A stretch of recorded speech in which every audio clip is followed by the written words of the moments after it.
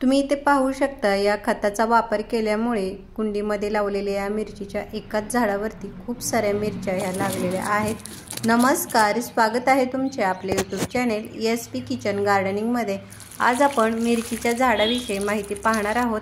मिरचीच्या झाडाच्या चांगल्या वाढीसाठी भरपूर अशा मिरच्या लागण्यासाठी आपल्या घरातीलच 2 वस्तूंचा वापर करून आपण खते तयार करून देणार आहोत।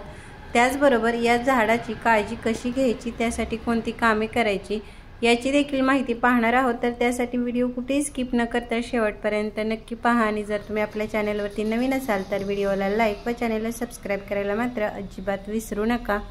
आपल्या बागेत कुंडीमध्ये जेव्हा आपण ही मिरचीची रोपे लावतो तेव्हा ती लावण्यासाठी सुरुवातीलाच माती ही चांगल्या प्रतीची भुसभुशीत तयार करावी, म्हणजे आपली झाडे ही चांगले वाढतात आणि झाड चांगले वाढले म्हणजे पुढे जाऊन त्याच्यावरती फुले आणि मिरच्या देखील ही जास्त प्रमाणामध्ये ही लागत राहतात। तर त्यासाठी माती तयार करताना ही 40% साधी माती, 40% मुरमाड माती आणि 20% ही शेणखत किंवा गांडूळ खत मिक्स करून त्याच्यामध्ये जर तुम्ही मिरचीचे रोप लावले तर त्या झाडाची वाढ ही चांगली होईल।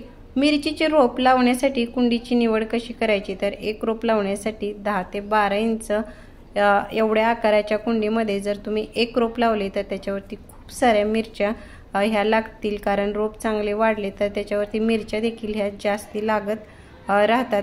मिरचीच्या या झाडावरती जास्ती मिरच्या लागण्यासाठी खते देण्याबरोबरच या झाडाला वरती काही कामे देखील करावे लागतात। त्यामध्ये एक करायचे म्हणजे जेव्हा मिरचीचे रोप लावल्यानंतर 6 ते 8 इंच एवढ्या उंचीचे होते तेव्हा ते वरच्या बाजूने त्याचा शेंडा थोडा कट करावा, म्हणजे त्या रोपावरती खालच्या बाजूने खूप साऱ्या नवीन फांद्या तयार होतात। झाडावरती जेवढ्या जास्ती फांद्या असतात तेवढ्याच त्या झाडावरती मिरच्या देखील आपल्याला जास्त ह्या मिळत राहतात। झाडाची छाटणी केल्यानंतर म्हणजेच जो मिरचीच्या झाडाचा शेंडा आहे तो खुडल्यानंतर जे फुटवे तयार होतील त्या फुटव्यांची चांगली वाढ होण्यासाठी, फांद्या सुदृढ मजबूत होण्यासाठी त्याला कोणते एखादे नायट्रोजनयुक्त खत म्हणजे शेणखत, गांडूळ खत किंवा कंपोस्ट खत हे 15 ते 20 दिवसातून एकदा द्यावे, म्हणजे झाड हे चांगले वाढेल आणि त्याच्यावरती फुले देखील ही भरपूर लागतील। मिरचीच्या झाडाला फुले लागल्यानंतर मात्र त्याला जास्त पोषक तत्वाची घटकांची म्हणजेच खताची आवश्यकता असते। तर आज आपण मिरचीच्या झाडाला खत म्हणून ज्या वस्तूंचा वापर करणार आहोत त्यातील जी पहिली वस्तू आहे ती म्हणजे आपल्या घरामध्ये ज्या सोयाबीनच्या वाड्या असतात त्याचा वापर हा करणार आहोत। सोयाबीन हे झाडांसाठी अतिशय फायदेशीर उपयुक्त असे आहे, कारण याच्यामध्ये जे कॅल्शियम, मॅग्नेशियम, झिंक, प्रोटीन यासारखे जे घटक असतात त्यामुळे आपली झाडे ही चांगली वाढतात।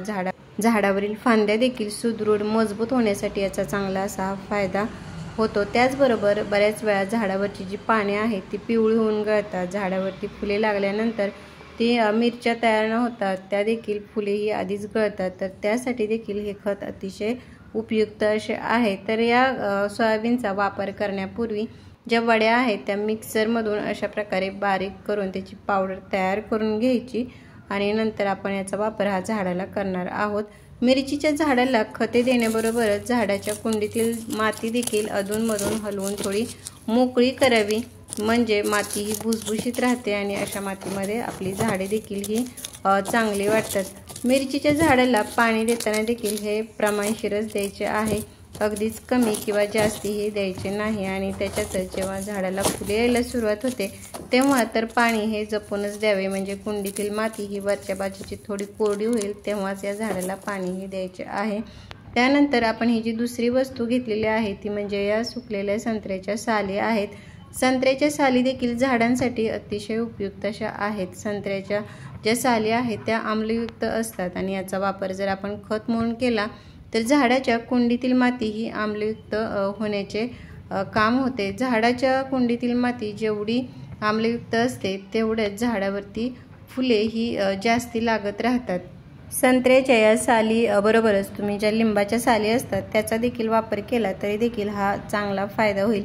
आता आपण ह्या सोयाबीनची जी पावडर आहे ती एका झाडासाठी म्हणजे 10 ते 12 इंचाच्या एका कुंडीमध्ये लावलेल्या मिरचीच्या एका झाडाला फक्त 1 चमचा एवढ्या प्रमाणामध्ये आणि ज्या संत्र्याच्या साली आहेत त्या एक मुठी एका झाडासाठी जर तुम्ही महिन्यातून एकदा या 2 वस्तूंचा वापर मिरचीच्या झाडाला केला तर काही दिवसामध्येच तुम्हाला मिरचीच्या झाडाची वाढ ही चांगली होऊन खूप साऱ्या मिरच्या ह्या झाडावरती लागलेल्या तुम्हाला दिसून येतील।